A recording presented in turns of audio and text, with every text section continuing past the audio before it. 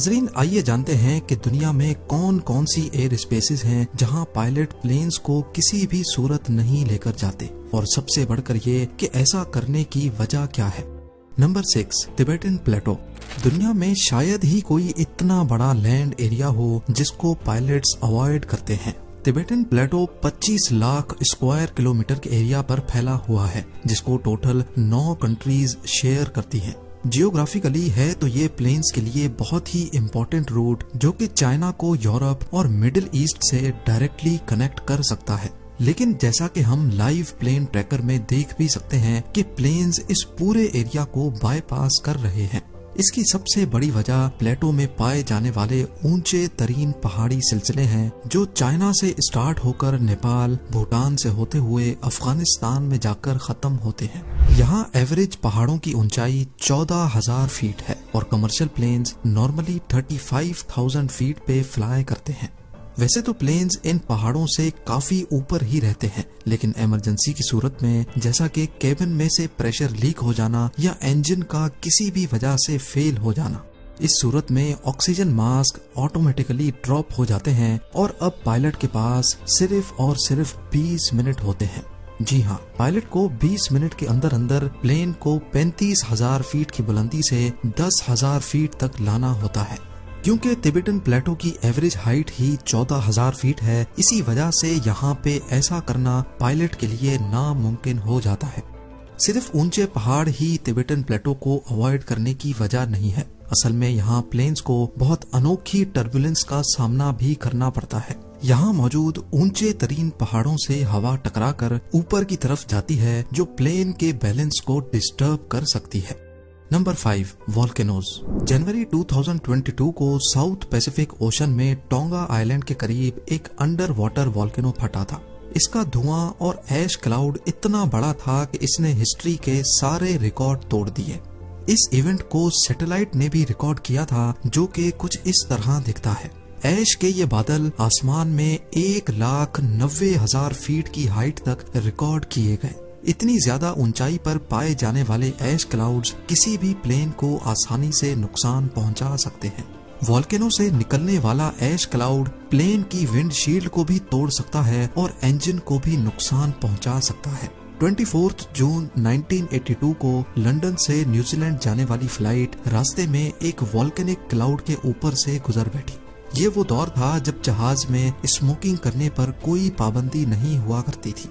जब जहाज में धुआं जमा होना शुरू हुआ तो पहले सबने समझा कि शायद कोई स्मोकिंग कर रहा है, पर आगे जो हुआ उसने सबके रोंगटे खड़े कर दिए। क्रू और पायलट को धुएं में सल्फर की बदबू आने लगी, तभी वो समझ गए कि जरूर कोई गड़बड़ है। वॉल्केनिक ऐश इंजन में जाकर मेल्ट हो गई, जिसने जहाज के सारे इंजन्स को बंद कर दिया और अब प्लेन अपना एल्टीट्यूड लूज करने लगा। खुशकिस्मती थी कि 37,000 फीट से जब प्लेन 12,000 फीट तक पहुंचा तो 4 में से 3 इंजन स्टार्ट हो गए और प्लेन को बाहिफाजत लैंड करवा लिया गया। लेकिन इस वाक़े के बाद से पायलट्स ने वॉल्केनोज के ऊपर फ्लाई करना ही छोड़ दिया।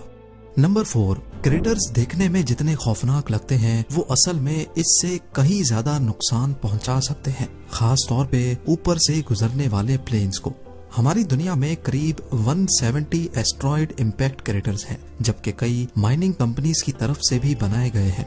वैसे तो हाई एल्टीट्यूड पे ये प्लेन्स को कोई नुकसान नहीं पहुंचा सकते, लेकिन लो एल्टीट्यूड पे इनके ऊपर से गुजरना खतरे से खाली नहीं है, क्योंकि ये प्लेन्स या हेलीकॉप्टर को अपने अंदर खींच भी सकते हैं। असल में क्रेटर जितना ज्यादा गहरा होगा उसका बॉटम उतना ज्यादा गर्म होता है। क्रेटर के बॉटम पे गर्म हवा ऊपर की तरफ ट्रेवल करती है और बाहर की ठंडी हवा क्रेटर के अंदर जाती है। गर्म और ठंडी हवा के इस एक्सचेंज से क्रेटर के अंदर वोर्टेक्स इफेक्ट पैदा होता है, जिसमें सक करने की, खींचने की ताकत पैदा हो जाती है, जबकि क्रेटर के बाहर बहुत ही अनयूजुअल स्ट्रेंज टर्बुलेंस पैदा हो जाती है। यही वजह है कि पायलट्स क्रेटर्स को देखते ही अपना रास्ता बदल लेते हैं। नंबर 3, नॉर्थ कोरिया दुनिया का वाहिद ऐसा मुल्क है जिसकी एयर स्पेस सबसे खतरनाक समझी जाती है, क्योंकि यहाँ नॉर्थ कोरियन मिलिट्री बगैर बताए कभी भी कहीं भी मिसाइल लॉन्च कर देती है। न सिर्फ नॉर्थ कोरिया बल्कि ये जापानीज ओशन में भी अक्सर मिसाइल्स फायर करते रहते हैं। नॉर्मली ऐसी सिचुएशन में कई दिनों पहले से अनाउंसमेंट्स की जाती हैं और फायर करने से पहले उन तमाम प्लेन से रेडियो कांटेक्ट करके उनको आगाह किया जाता है जो कि एयर स्पेस में करीब करीब होते हैं।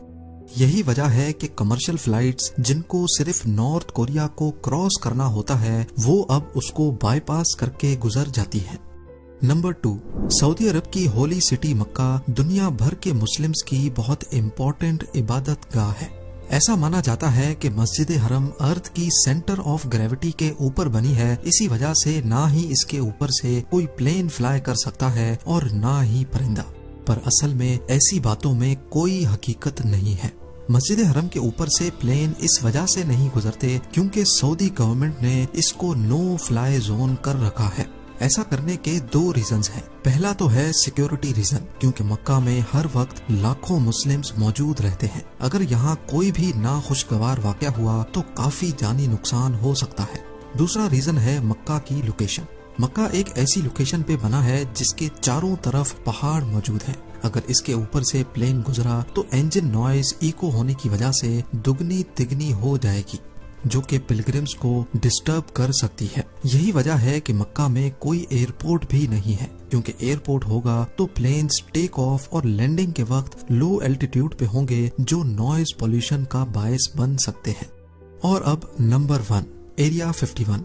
यूएस स्टेट नेवाडा में 7,500 स्क्वायर किलोमीटर पर फैला हुआ ये एरिया यूएस एयरफोर्स की टॉप सीक्रेट बेस का हिस्सा है जिसको एरिया 51 कहा जाता है। एरिया 51 हमेशा से ही कंट्रोवर्सीज की लपेट में रहता है, क्योंकि लोगों का मानना है कि यहाँ अमेरिकन मिलिट्री सीक्रेट वेपन्स और यूएफओज पर रिसर्च कर रही है।